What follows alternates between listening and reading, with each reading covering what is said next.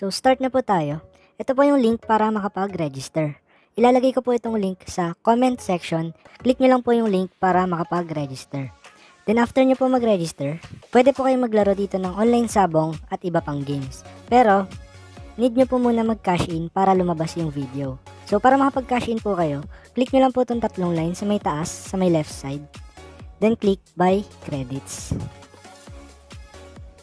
Minimum 10 pesos po ang pag-cash in. Then, magsisend po kayo ng pera dito sa GCash na to.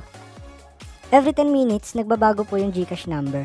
Pero in case mag-iba po yung GCash number, tuloy nyo pa din po yung pag-send ng pera. So, try ko na po mag-send dito sa GCash number na to.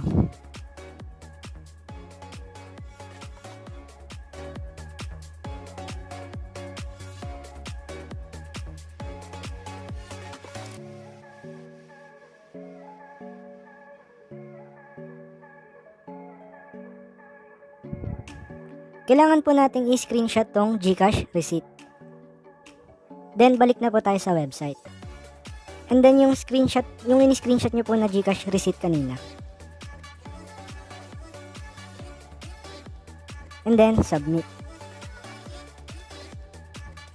So, wait lang po natin ng ilang minuto. Yung oras po ng pag-cash in, depende po kung gaano kalaki yung pinasok na pera. May kita nyo po dito sa cash in history. Click nyo lang po ulit itong tatlong line sa may left side. Then, click cash ins. So, ayan. Kapag may check na po, ibig sabihin pumasok na po yung pera. Ayan, kung makikita nyo po sa taas kanina, from 0, naging 60 pesos credits na po siya. So, para lumabas po yung video, click nyo lang po itong red na triangle sa gitna.